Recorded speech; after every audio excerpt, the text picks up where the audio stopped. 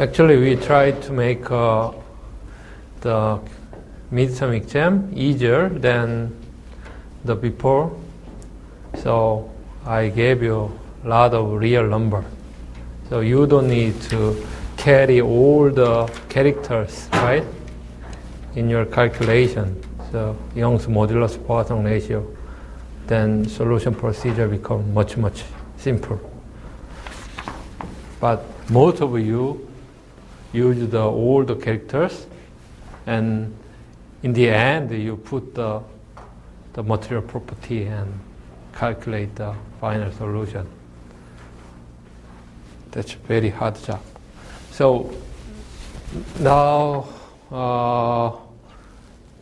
I'm really sure you have a very strong background on solid mechanics for graduate student.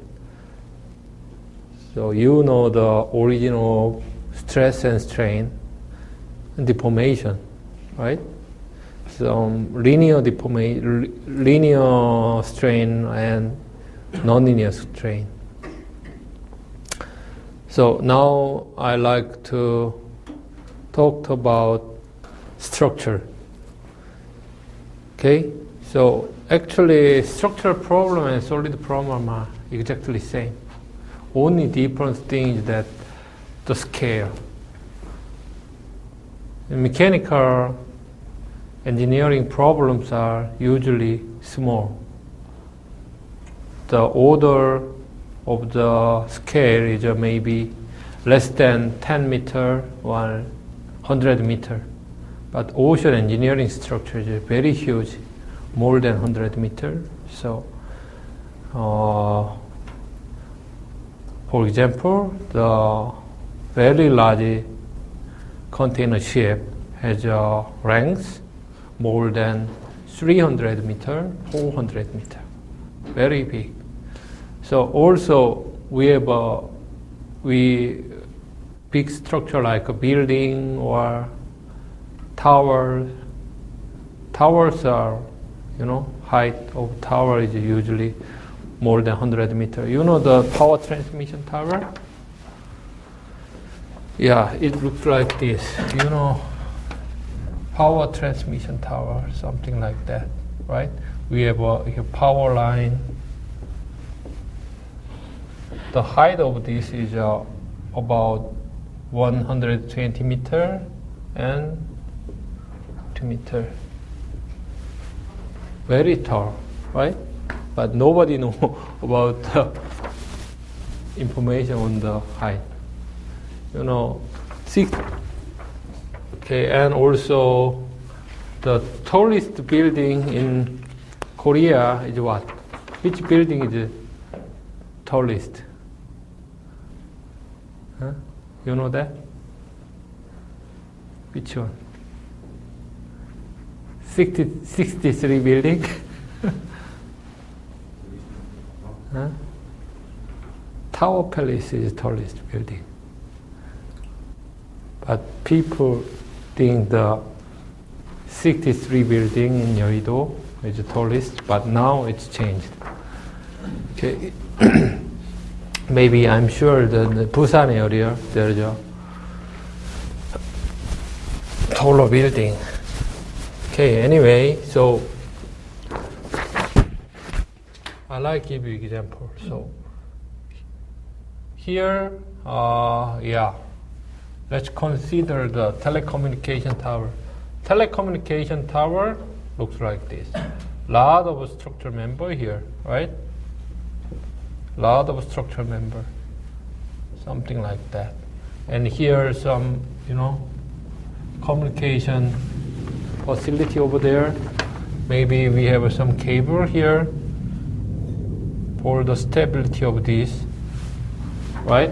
It has a lot of member, and for example, one of that member looks like this shape, right? This is a beam or bar, right? This kind of structure have a member more than 1,000. So of course we can solve this structure based on carbon equation you learned before. So local equilibrium and many boundary condition. Okay, stress, material law. Why not? We can use all that equation, but it's not a simple problem, right? It's very complicated.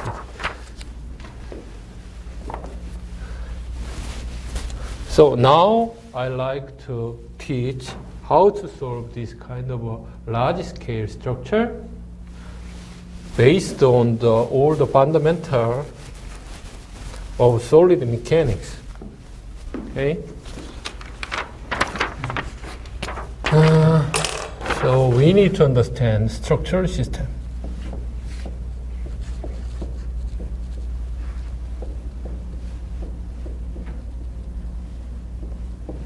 So solid and structure are usually both have the same meaning, but structure have a big, large scale than solid, but it's based on same carbon equation and all the same theoretical background. Okay, only difference is scale.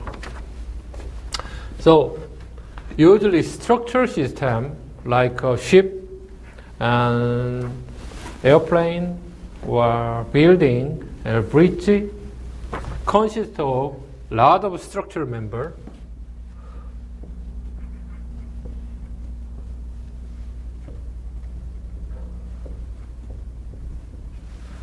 So what kind of structural member we have is a bar, cable, beam, plate, shell. These are the structural members. So most of structure consists of this basic element.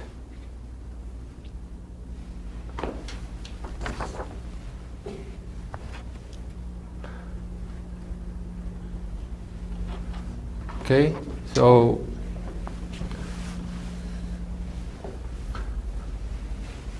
carbon equation of solid mechanics for structure.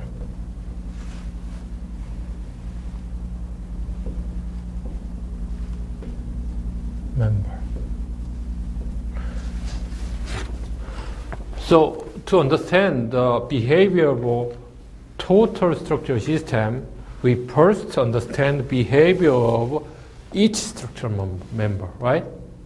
So first of all, we need to understand behavior of bar, cable, beam, plate, and shell. Then, because the total structural system is just the assemblage of each member, we can then understand the behavior of a total system. Okay? So now I'm going to try to understand the behavior of a member. So we can use the carbon equation of solid mechanics for each structural member, right? But this is still complicated and many calculation is required. Usually problem is that too many unknown and complicated geometry and difficult to solve.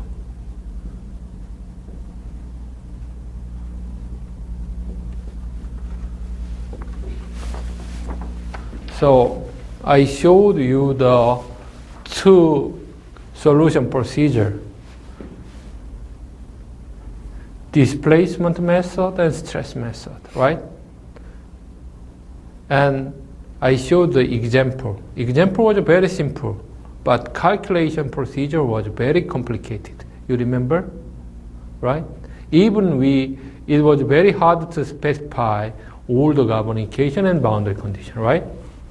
But in practical, structural members have a very complicated geometry, right? For example, the beam, I-shaped beam, and channel shape, L section, very complicated, right? So the structural member which is practically used have a usually very complicated shape. So it's very hard to apply all the solid mechanics equation to solve that. And also, we have a lot of unknowns because of that complicated geometry and description of a problem. So, main problem is difficult to solve. So, it's not practical.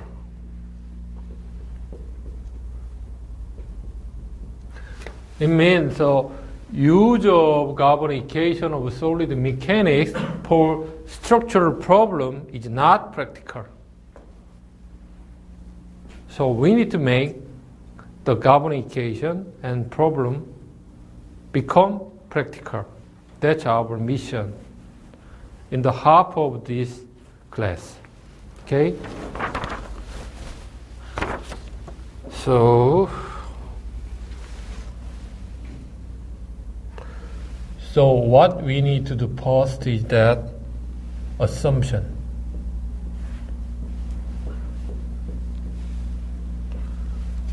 So when we have some complicated phenomenon, we always make assumption, right? To simplify that complicated phenomenon. So we need to use assumption. Assumption to simplify the problem is required.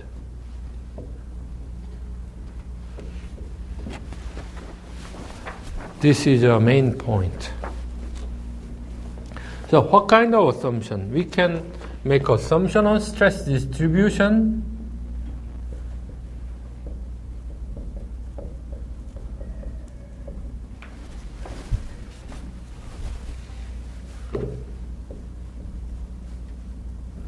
and loading and geometry and kinematics and so on, right? We can make a lot of assumptions. You remember, for the plane stress problem, we consider only 3 stress and we assume other stresses are 0, right? That's our assumption for stress. Of course, we can make an assumption for loading. So I'm going to explain this in the specific example and geometry and kinematics. So for the carbonization of solid mechanics, if we apply this kind of assumption, finally we can make a simplified theory.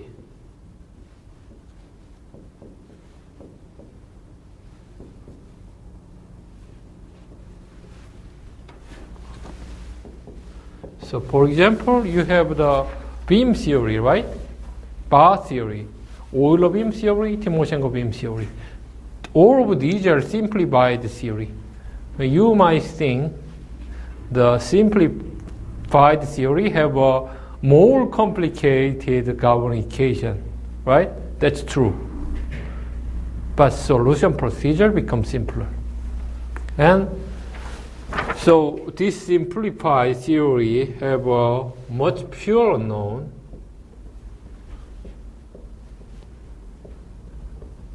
number of unknowns are very pure and easy to solve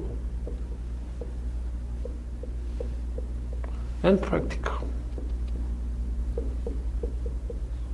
So, practical. Focus is practical.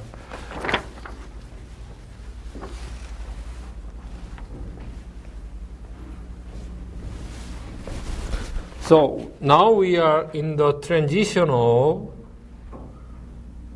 solid mechanics to the structural mechanics.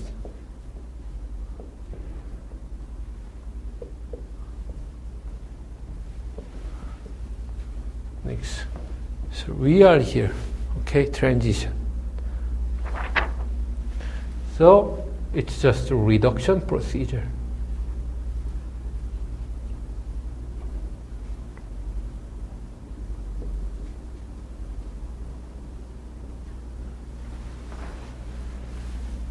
Based on the assumption.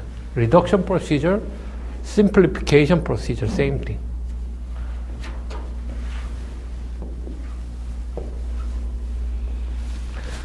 So I met people who are working for mechanical engineering problem. They are very familiar with solid mechanics and governing equation for solid mechanics.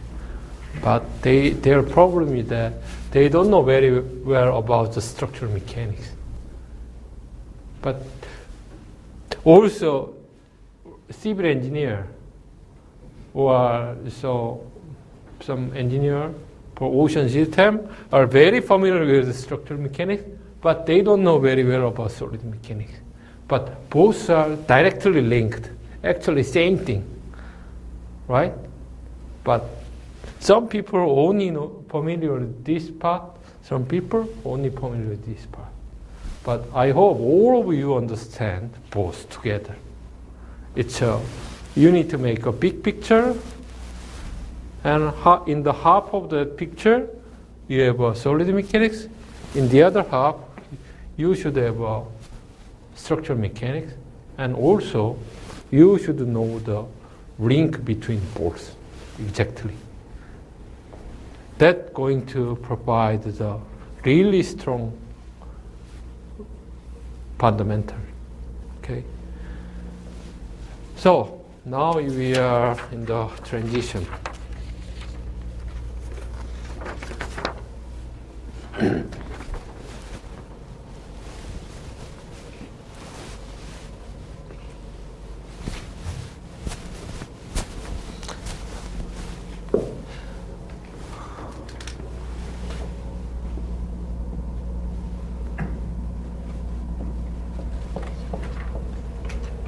Reduction formula.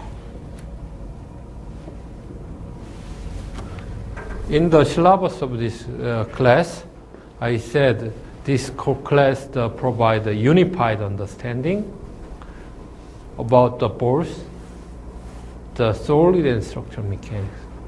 Okay, so one of the key we need to understand is a reduction formula.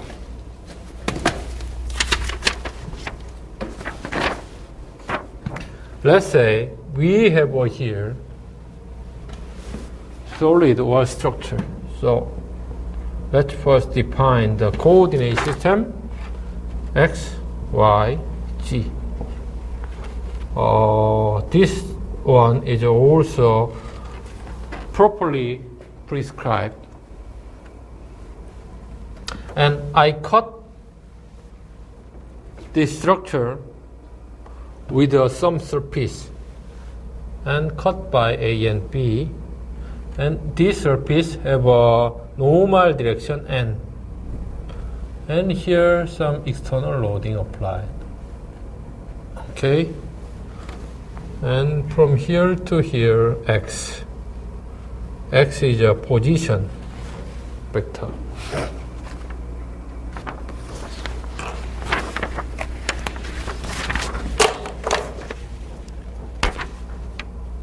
Something like that. It has some surface here.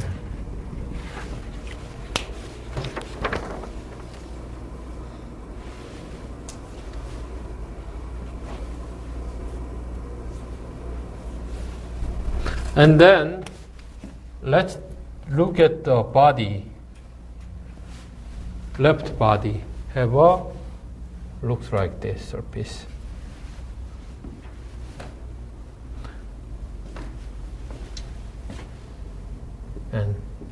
And at this surface there are some distribution of internal traction, something like that. That's a distribution of internal traction of body in the raft.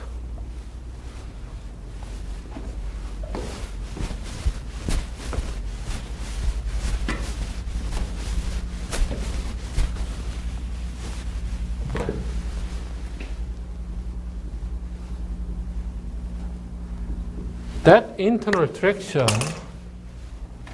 is a function of, this is a function of position of material point and direction of the section, right? This is the thing you already know. And this can be calculated by stress tensor at material point X, and I'm going to multiply the normal direction of the surface. This is a very well-known equation.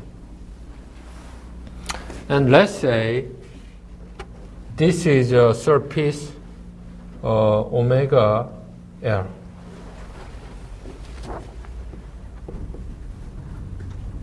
X, Y, G.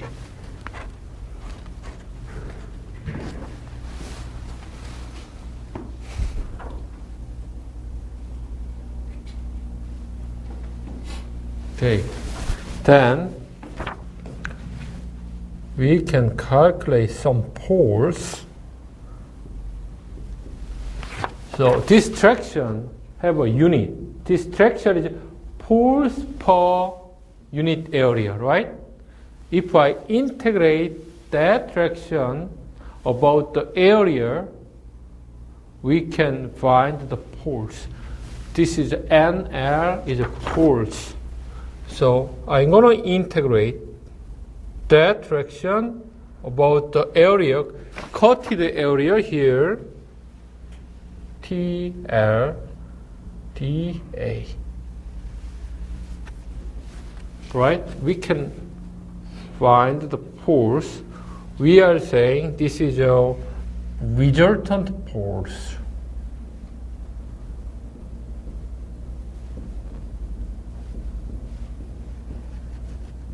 Actually vector, this is vector. And also we can calculate the moment about the origin of the coordinate system, L, X, multiply T, L, dA. This is a resultant moment.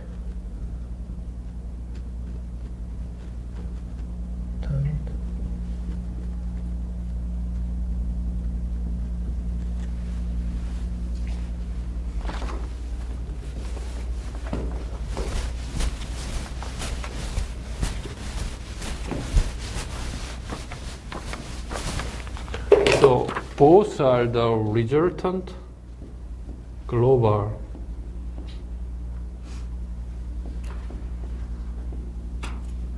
forces.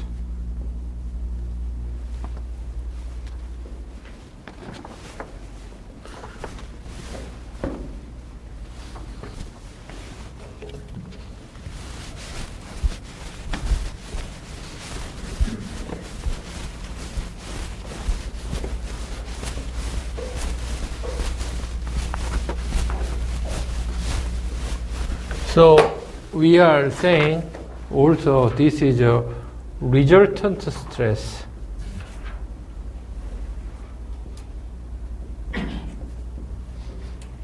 Same thing.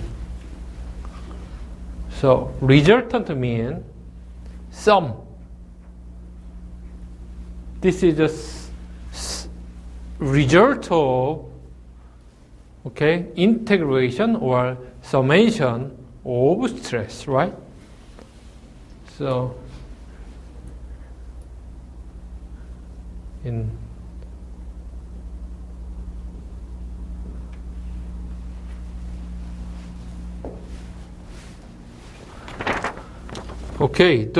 then let me think about the physical meaning of that. Okay, so here area L, and here coordinate system, here X, O, Y, G. So NY, NX, NG, and moment MY, MG, MX.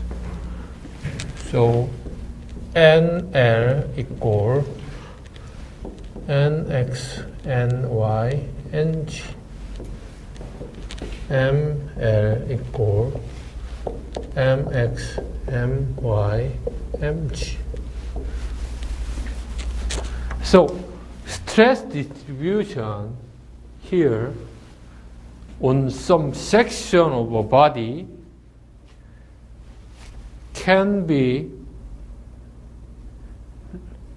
replaced by resultant forces, six resultant forces. So the stress distribution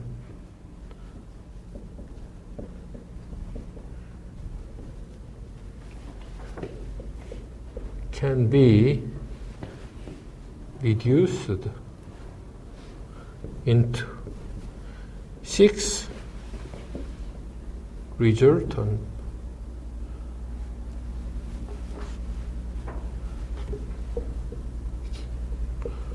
forces at point O. So this means we can use these six resultant forces instead of actual stress distribution.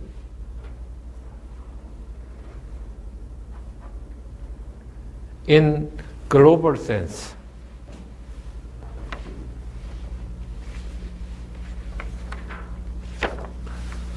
So also these three forces are calculated from the cross section, right? So we can say these are the cross sectional force.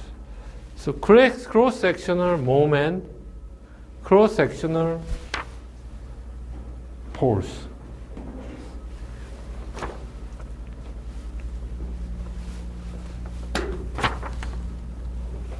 So in structural mechanics, people like to use these resultant forces instead of stress. Okay?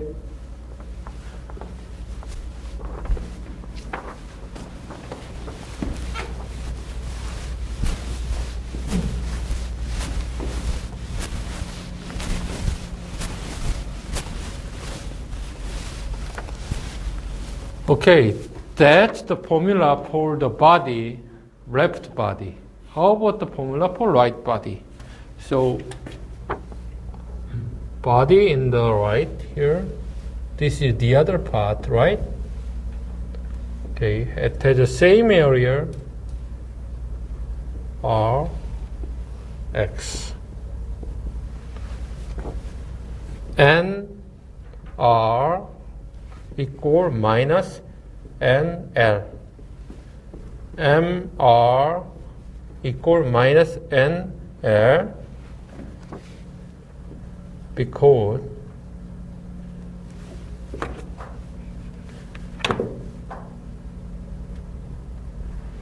of TL equal minus TR.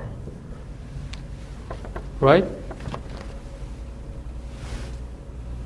If we cut both body, each body have a section, cutted section, and each body have a traction, right?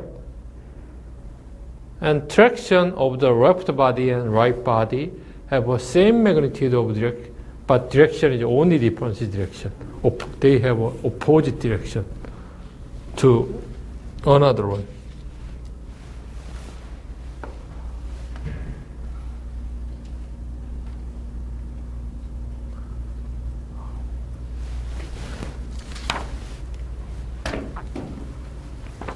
So, we know the local equilibrium equation. It's an equation about the stress, right? So, because we can use the this globally resistant force instead of stress, so it means we can express the local equilibrium equation with resultant forces instead of stresses. Okay?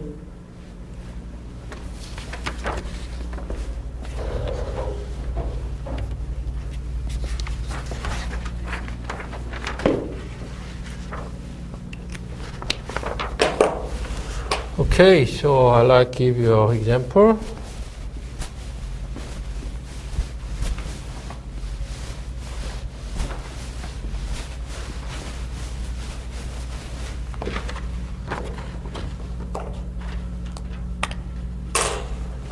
Example.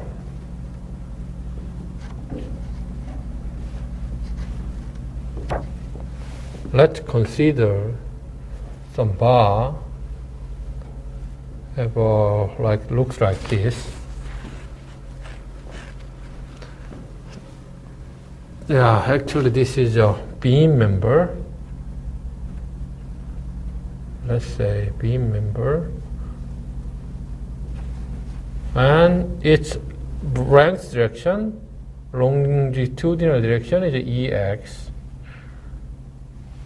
vertical EY,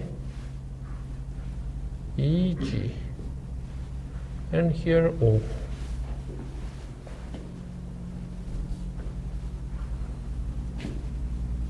And I like to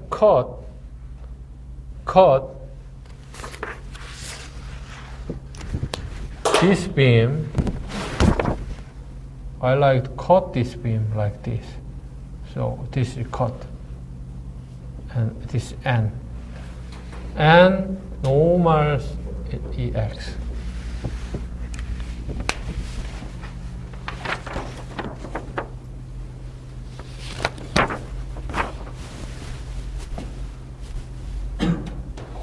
And what's the T?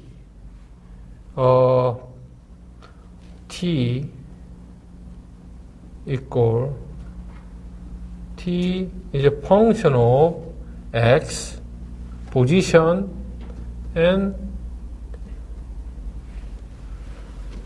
surface, normal surface direction EX equal stress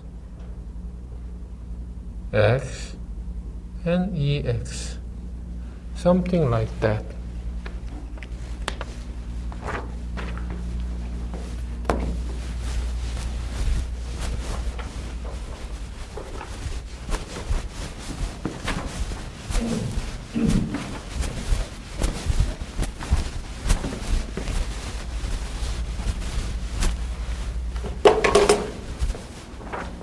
So I cut this beam member when x equals 0 here, okay, through the origin, okay, then x vector become 0, y, g, right? So this equation become t only function of y and g, y, g, e, x, and stress y, g, EX, right?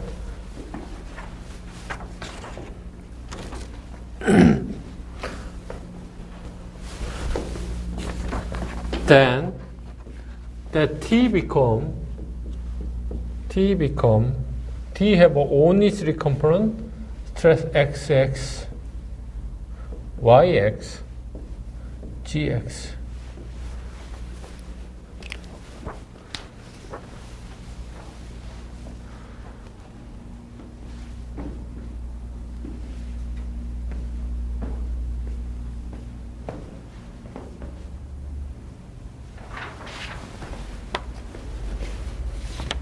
Then let's calculate the resultant force, stress XX, YX, GX, dA equal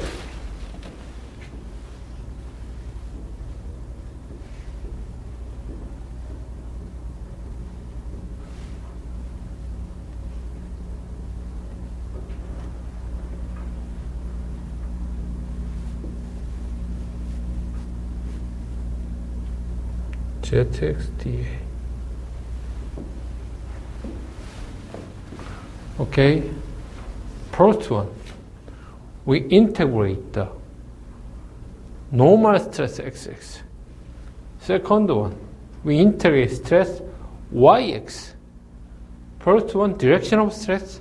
Second one, direction of the surface. This is both are tangential stress, transpose stress. So we can write down P, B, Y, B, Z.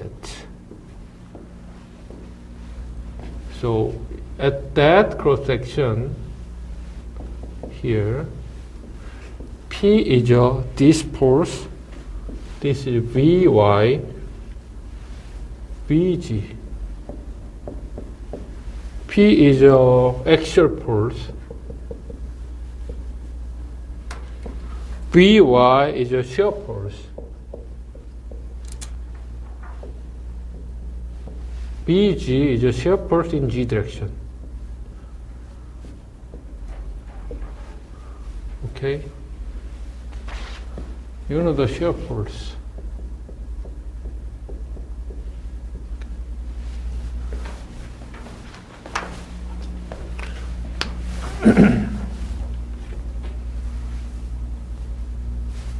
So from the distribution of stress at section, we can calculate the axial force. Axial force means the force in the direction of longitudinal direction, length direction. And shear force, we have two shear force, comes from the tangential stress component, which is integrated and finally gave us the shear force, something like that. Okay, then how about the moment?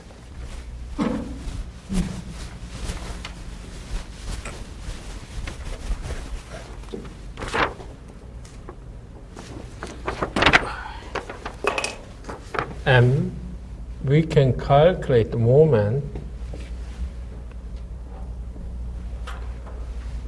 0, y, g, and vector product of yx, gx, dA equal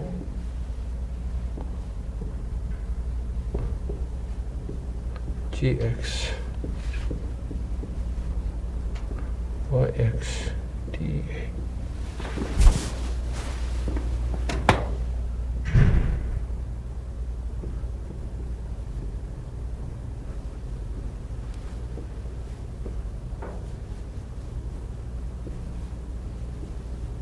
XX dA. We will have three moments. Okay, here. we will have a 3 moment.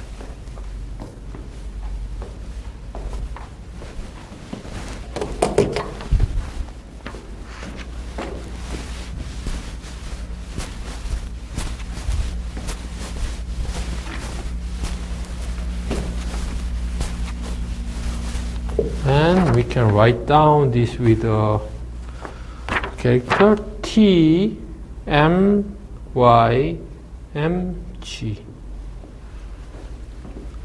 So in the section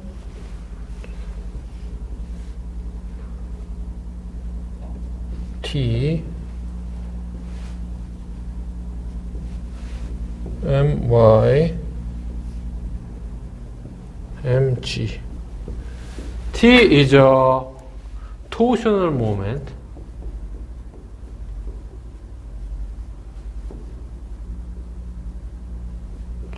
My is a bending moment about the y-axis. Bending moment. And mg is a bending moment too.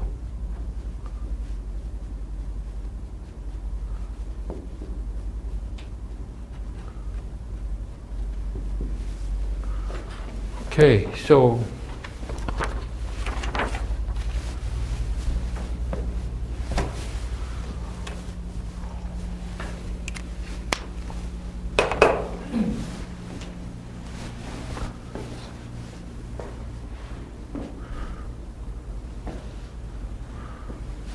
you know about the bending moment and torsional moment, right? Already. And also shear force and axial force. Now you know the relation between all these 3 forces, cross-sectional forces and stress distribution, right? Sorry. The relation of integration about the area. Okay, thanks.